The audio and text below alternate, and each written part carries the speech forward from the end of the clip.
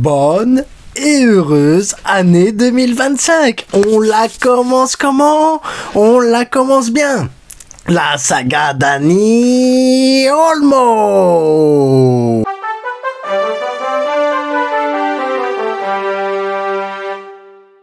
Abonnez-vous, likez, partagez, surtout les gars, ne faites pas comme en 2024, vous voyez la vidéo, vous likez, vous partagez, vous vous abonnez, la petite cloche, et on se lance, c'est ça les bonnes résolutions que vous devez prendre cette année. Et la saga Dani Olmo, elle continue, elle ne s'arrête pas jusque là, mais avant d'arriver à Dani Olmo, petite rétrospective de notre petit ami Laporta les gars. Laporta qui gagne les élections en utilisant Lionel Messi comme levier, il va venir, il va signer, il est là, il est beau, il est fort. Moi, Juanito, je vais vous ramener Messi à nouveau. Pas de Messi. Ben non, pas de Messi. On est en 2025 aujourd'hui et nous payons encore le salaire de Lionel Messi. Oui, on paye encore le salaire de Lionel Messi. Messi absent pour les 125 ans alors qu'on paye encore son salaire. Aime-t-il le club? On pourrait se poser la question à un moment donné, est-ce que Lionel Messi aime vraiment le Barça? Dans la rétrospective, on a la saga Vitor Roque, 30 millions au Barça, la future star brésilienne, le nouveau Pelé. Au Real Betis, en prêt, de toute façon, il n'a pas le niveau pour le Barça. Voilà, 30 millions à la poubelle. Un manque de respect pour les anciennes légendes, on peut parler de Busquets, on peut parler de Alba, on peut parler de Xavi, on peut parler de tas de joueurs. De toute façon, les anciens, les légendes, on les fout à la poubelle, on les jette comme de la merde. Ça, c'est Laporta, les gars. On nous ment sur le Camp Nou. Si on va revenir au Nou Camp et tout, début de saison, on joue à domicile, on joue à l'extérieur parce qu'on va jouer au Nou Camp pour la deuxième partie de saison. Oui, dans les travaux, dans les grues et dans les ouvriers aussi, tant que t'y es. C'est bon, c'est bien. Ouh, Nike. Alors, on en est où avec Nike? Oui, mais on a signé, y a rien. Sinon, on serait au 1 pour 1. D'ailleurs, le 1 pour 1, on en est où, là? Parce que ça fait 4 ans qu'on galère avec le 1 pour 1. Il est où, le 1 pour 1? 4 ans qu'on galère pour inscrire les joueurs. Oui, on est devenu mathématicien et comptable. Mais si tu vends lui, que t'arrives à récupérer la masse salariale de lui, avec le 70%, t'arrives là, et donc tu pourrais enregistrer lui, mais à condition que celui-là, il accepte de prolonger ce contrat sur 10 ans, avec moyennant une baisse de salaire qui va nous aider. Oh là là, merci à vous tous. Faut arrêter, les gars, on est en 2025, il y en a marre. Et pourtant on commence 2025 avec la saga Dani Olmo. Bah oui, on va y arriver à Dani Olmo à un moment donné. Tu l'achètes 47 millions plus les bonus. 47 millions plus les bonus. Tu l'inscris que pour 6 mois parce que Christensen, c'est blessé. Joker médical. T'avais pas l'argent. Mais tu l'as pris quand même, hein. T'as pas l'argent, mais t'achètes. Parce qu'on est des fous malades.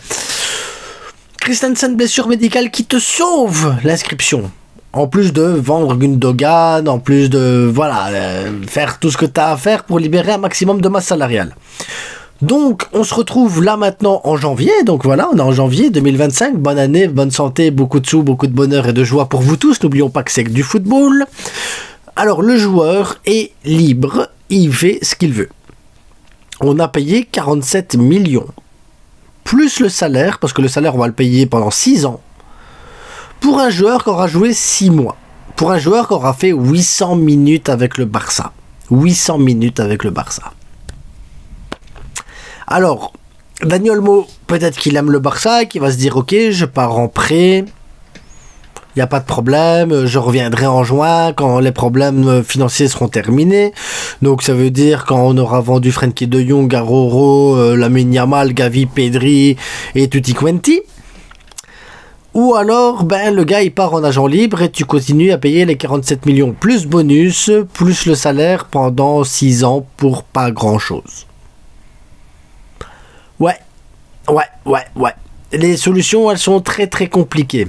Alors, il y a encore une possibilité, parce que il y a toujours une possibilité, c'est que le Barça ait la preuve que les loges VIP ont bien été vendues. Donc là, ils ont les signatures, ils ont les contrats, ils les ont envoyés, la Liga l'a regardé, elle a dit c'est beau, c'est magnifique, et l'argent, il est où? Ah oui, la Liga, elle est pas conne, elle s'est dit, on s'est fait avoir une fois avec Barça Studios, qu'on cherche encore un repreneur pour Barça Studios.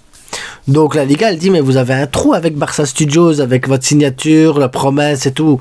Il est où l'argent cette fois-ci pour les loges VIP?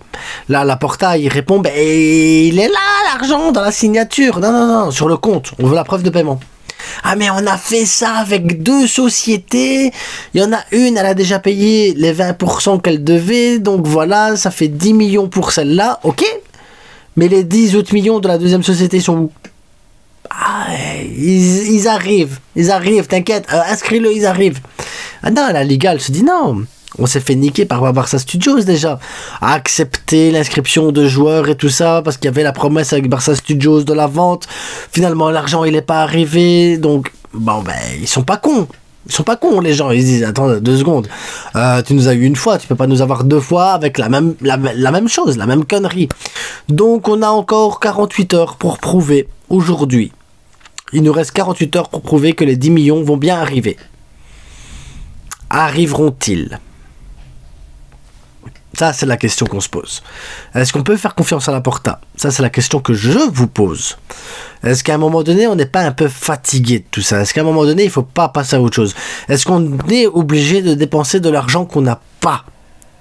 Est-ce qu'on est obligé à un moment donné de souffrir comme ça, d'être comptable, de calculer au centime près et tout ça? Je pense pas. Je pense que l'année 2025, vraiment les gars, je vais être beaucoup plus sec avec Laporta, beaucoup plus sec avec la direction et avec tout ce qui magouille derrière et tout ça. Et venez pas me dire il faut aller chercher gratuitement, nanana. On n'a pas d'argent. On va faire avec l'équipe B, on va faire avec l'équipe qu'on a. Et s'il faut vendre, ben on dira il faut vendre les gars, des Christensen, des Aroro, faudra les vendre à un moment donné les gars, et il faudra peut-être faire sacrifice d'un joueur qu'on aime bien, les Frenkie de Jong, ce que vous voulez, mais il faut qu'on revienne à une situation normale, parce que là on est dans une situation qui est tout sauf normale pour un club du rang du FC Barcelone.